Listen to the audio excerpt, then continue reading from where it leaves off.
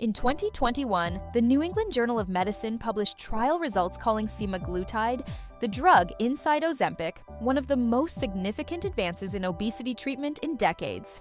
That same year, a landmark analysis in Gut, one of the world's top gastroenterology journals, showed that specific dietary patterns raised GLP-1 levels so consistently that researchers questioned whether medication was the appropriate first-line response at all. Same hormone, same goal, two of the most respected publications in medicine. Opposite conclusions. So who is right? And more importantly, which one is right for you? Here is the thing neither paper told you plainly. They were not actually arguing about the same people. Ozempic works by copying a hormone your gut already produces every time you eat. It is called GLP-1, glucagon-like peptide 1, and it tells your brain you are full, slows your digestion, and steadies your blood sugar. The drug does not invent anything new. It simply makes that signal last for days instead of the few minutes your natural version survives. The researchers in favor of the drug were largely looking at people with serious obesity and metabolic disease.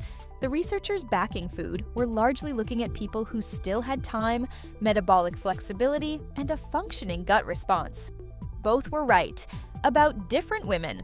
I will walk through exactly how the drug works, what it actually costs you beyond the price tag, which foods and habits move your natural GLP-1 the most, and the honest framework for deciding which path fits your situation. GLP-1 is not a trend. It has been living quietly in your gut your entire life. The moment food hits your small intestine, specialized cells called L cells release GLP-1 directly into your bloodstream. It does three things almost immediately. It signals your brain that you are full and can stop eating. It slows the rate at which your stomach empties so that satisfied feeling stays longer.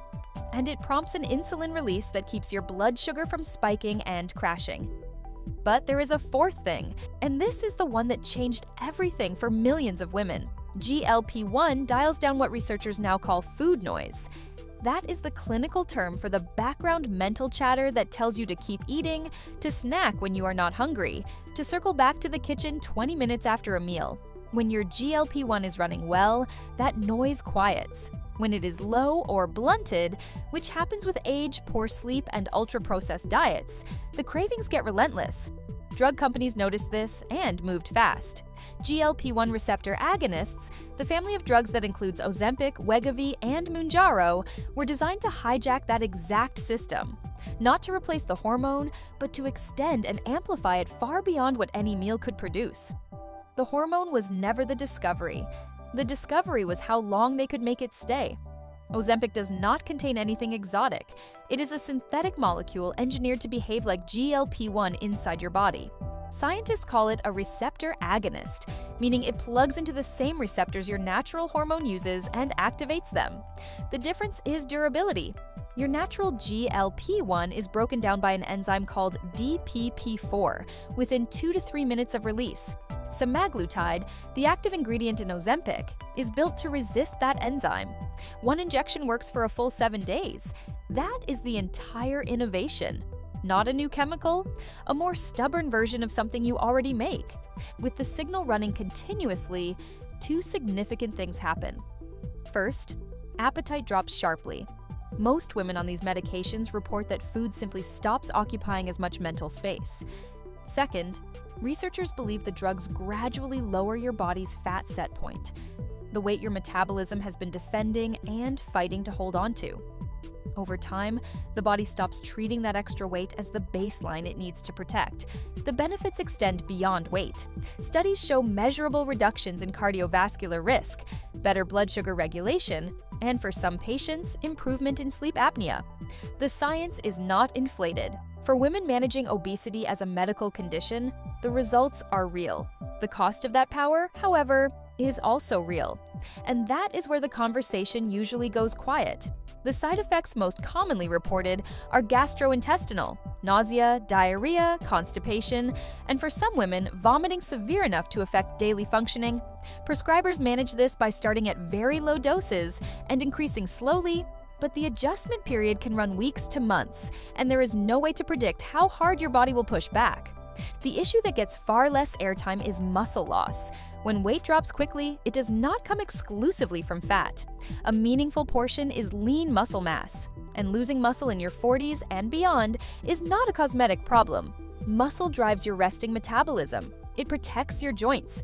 It determines how functional and independent you stay as you age. Experts are consistent on this. Resistance training and high-protein intake are not optional add-ons while on these drugs. They are non-negotiable protection. Then there is the timeline reality. These medications are designed for chronic, long-term use. The same way blood pressure medication is not something you take for 6 months and stop. In most cases, when the drug is discontinued, appetite returns, food noise returns, and the weight follows within a year. The drug manages the condition. It does not resolve it. And then the cost. Several $100s a month, frequently not covered by insurance for weight loss, potentially for life. None of this disqualifies the medication. It means the decision deserves more than a before and after reel and a 3-minute consultation. Your gut is not passive in this process. It is actively scanning every meal for specific signals, and certain foods send those signals clearly. Soluble fiber is the most consistent GLP-1 trigger in the research. Found in oats, barley, lentils, beans, chia seeds, flaxseed, apples, and pears. Soluble fiber forms a slow-moving gel in the gut that physically delays digestion. More importantly, your gut bacteria ferment that fiber into short-chain fatty acids, compounds that directly stimulate your L cells to release GLP-1. This is not a vague wellness claim. It is a documented biochemical pathway. Healthy fats, particularly the unsaturated fats in olive oil and avocado, trigger a significantly stronger GLP-1 response than saturated fats. One controlled study found that replacing refined carbohydrates with avocado at a single meal produced a measurable rise in fullness hormones that lasted well past the meal itself. Protein is the third pillar. A 3-egg breakfast was compared against a calorie-matched bagel breakfast in a controlled study, and the egg group showed higher GLP-1, steadier blood sugar, and greater satiety for a full 24 hours. Lean meat, fish, cottage cheese, and tofu all contribute. Pairing protein with calcium-rich dairy amplifies the hormonal response further. Nuts, almonds, pistachios, walnuts combine all 3 triggers in a single food. Fermented foods like yogurt, kimchi, and kefir support the gut bacteria that keep the whole system functioning. Berberine, a compound found in certain plants, has accumulated enough research to earn the nickname Nature's Ozempic, though it works through a different mechanism and at a much smaller scale. None of these match the drug's potency in isolation. Stacked consistently across meals, over weeks and months, they create a meaningfully different hormonal environment than the standard Western diet produces. This is the piece most nutrition content skips, and it may be the most immediately actionable part of this video. Meal order alone changes the GLP-1 output from an identical plate of food. Eating protein and vegetables first, then carbohydrates last, consistently produces a stronger hormone response than eating those same foods in the reverse order. The food is the same, the sequence is different, the result is not. Timing matters because GLP-1 follows a circadian rhythm. Your body's natural secretion of the hormone peaks in the morning and tapers through the day. Eating a larger, nutrient-dense breakfast and a lighter dinner works with that rhythm rather than against it. Evening-dominant eating, the pattern most working women default to, lands in the lowest response window of the day. Eating pace changes the outcome significantly.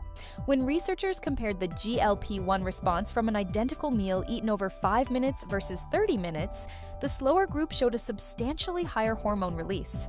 The hormone needs time to rise.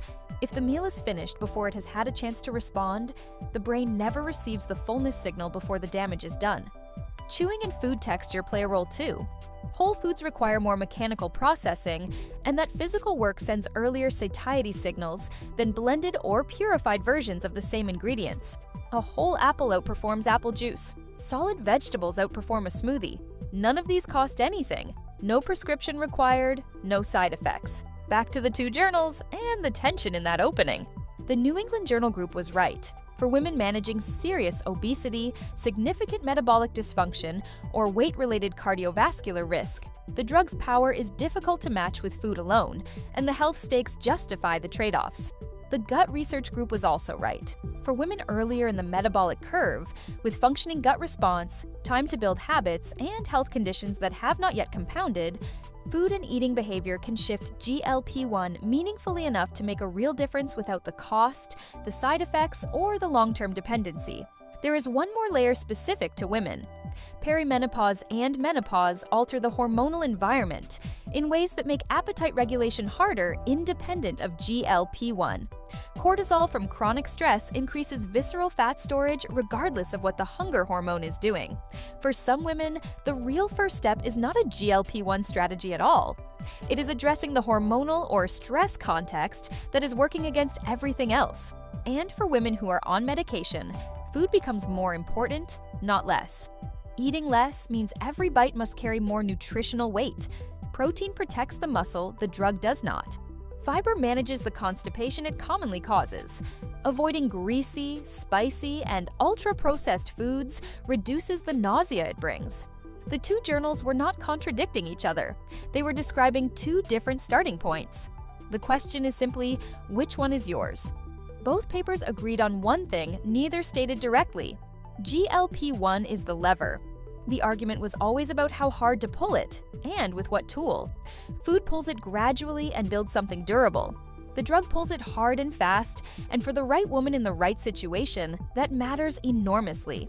The smartest move is not picking a side before you know your starting point. Get your metabolic picture, talk to a doctor you trust, and do not let either a glossy ad or a wellness reel make that decision for you. If you are somewhere in this decision right now, whether you are considering the medication, already on it, or trying to figure out whether food changes are enough, drop your situation in the comments. I read all of them, and it helps me know what to cover next. Subscribe if you want this kind of breakdown every week. I will see you in the next one.